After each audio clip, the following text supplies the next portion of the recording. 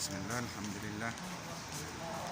Wassalatu wassalamu ala rasulillah wa ala alihi wa sahbihi wa mawalah. La hawla wa la quwwata illa billah. Alhamdulillah, pada kesempatan siang ini saya bisa diberikan kesempatan oleh Allah untuk melaksanakan ibadah umrah. Tentunya ini khusus ibadah umrah badal yang diamanahkan dari Bapak Zainal Muttaqin melalui Bunda Siti Rahmah. Dan sekarang saya sudah ada di Miqat Tanaim untuk melanjutkan perjalanan ke Masjidil Haram. Maka dari itu saya sekarang sudah selesai menjatuhkan niatnya. Sekarang saya sudah mau menuju ke Masjidil Haram bersama Bapak sopir taksi. Alhamdulillah, puji syukur kehadirat Allah Subhanahu wa taala pada kesempatan yang luar biasa. Mudah-mudahan ini merupakan tanda agar supaya semua penyakit yang ada di dunia ini diangkat oleh Allah Subhanahu wa taala. Maka saya di sini berdoa bukan cuman satu orang. Namun kalau masalah badalnya sudah cukup satu orang, tidak boleh digabung dengan dua orang atau banyak orang. Maka perlu diketahui yang disebut dengan badal umroh. Badal umroh itu jangan sembarang memberikan badal. Artinya orang yang hidup dibadalkan, tidak boleh. Ada beberapa hal yang perlu kita ketahui, bahwasanya melaksanakan ibadah umroh atau ibadah badal haji tentunya harus tahu. Jadi perlu diketahui agar supaya kita tidak salah paham. Yang mau melaksanakan memberikan badal umroh atau badal haji, niat satu kali itu cukup satu orang, tidak boleh digabung dengan beberapa orang.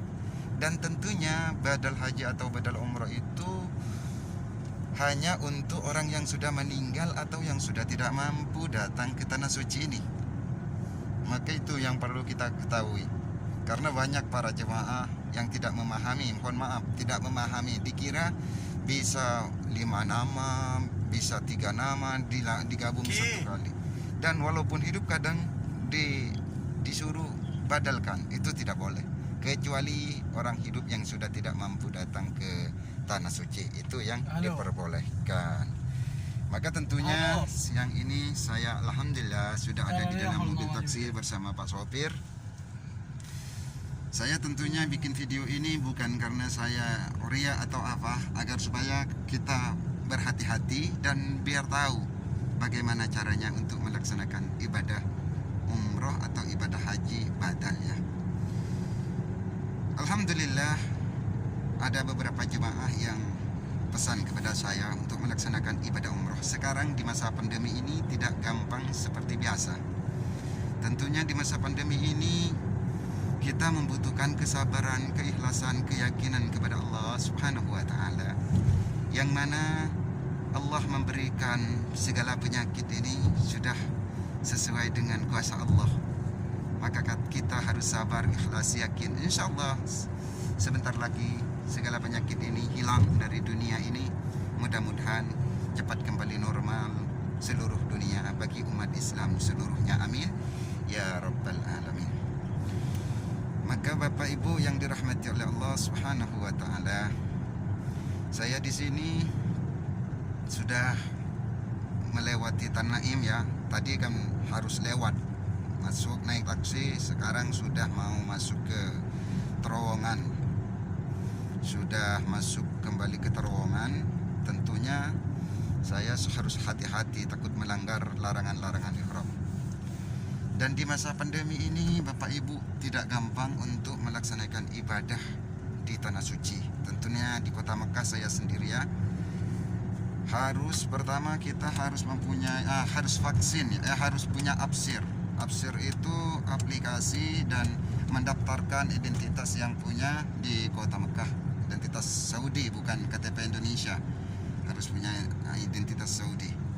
Setelah itu kita harus bikin aplikasi tawakalna dengan iktamarna. Bahkan di sini diharuskan wajib vaksin ya, divaksin.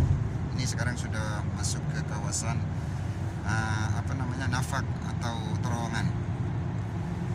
Di sini Bapak Ibu, kita nantinya setelah aktif semuanya, setelah vaksin pertama 14 hari ya, setelah 14 hari baru kita dapat izin umroh atau mau masuk ibadah sholat di Masjidil Haram. Tentunya di Masjidil Haram kita tidak segampang dulu sebelum corona, harus punya izin masuk sholat 5 waktu atau tasrih, yang disebut dengan tasrih.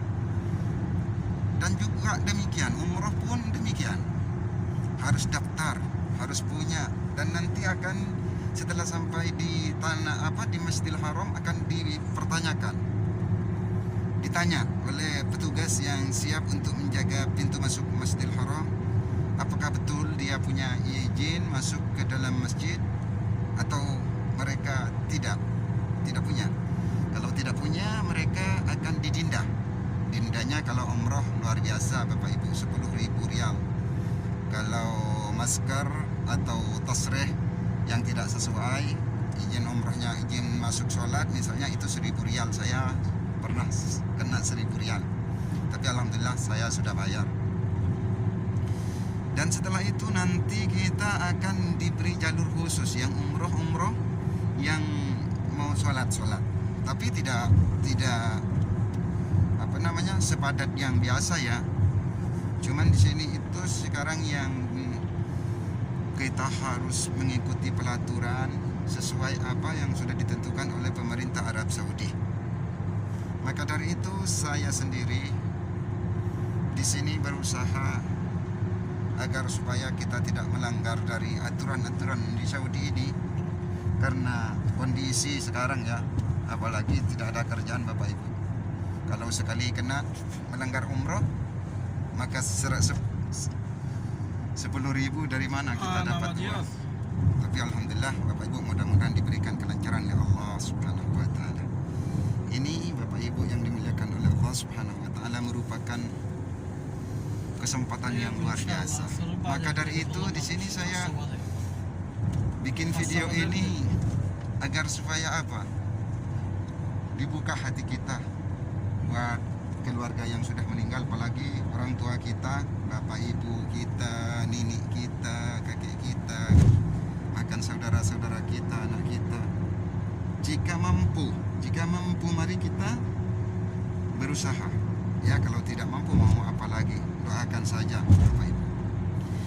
Dan alhamdulillah insyaallah nanti Bapak Ibu saya akan melanjutkan videonya, karena sebentar lagi kita sampai ya.